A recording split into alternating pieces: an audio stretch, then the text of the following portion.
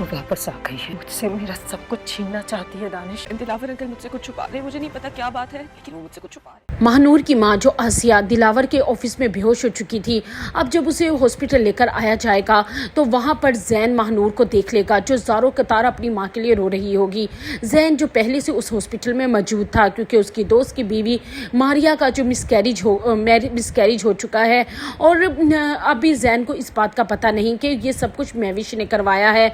महविश अपने होशो आवास में बिल्कुल नहीं है, वो एक ज़हनी मरीज़ा बन चुकी है, इसलिए वो किसी को भी काट खाने को, नुकसान पहुंचाने के लिए तैयार खड़ी है। अब वो महानूर के पास जाएगा और उससे पूछेगा कि वो यहाँ क्यों आई है। उस पर महानूर बताएगी कि उसकी माँ की हालत बिल्कुल ठीक नहीं है और वो दिलावर अंकल के ऑफिस में थी जब वो बेहोश हो गई, और इस बात की उसे समझ नहीं आ रही।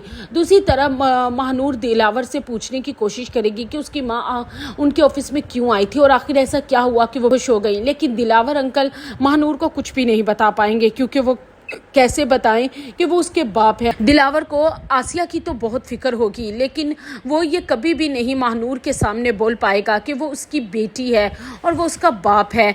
और यही बात उसकी माँ उसके पास करने आई थी कि वो अपनी बेटी को उससे दूर लेकर जाना चाहती है और नहीं बताना चाहती कि उसका बाप जिंदा है।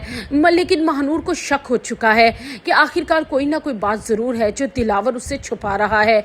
वहीं पर मौजूद जैन को भी इस बात का अंदाज़ा हो रहा है कि कहीं दिलावर अंकल और आसिया बेगम के दरमियान ऐसा कौन सा रिश्ता है जिसकी वजह से वो उसके ऑफिस में बेहोश हो गई और वो अब तो हॉस्पिटल भी उनके पीछे पीछे आए हैं। दूसरी तरफ मुनीज़ा जो महानूर और उसकी माँ की दुश्मन बन चुकी है, क्योंकि मुनीज़ा कभी भी नहीं चाहती कि दिलावर दोबारा से अपनी पहली बीवी और बेटी के पास जाए और उसे छोड़ दे। इसीलिए वो दानिश से कहेगी कि इन माँ बेटियों को दिलावर की ज़िंदगी से निकालने के लिए उनकी मदद करे।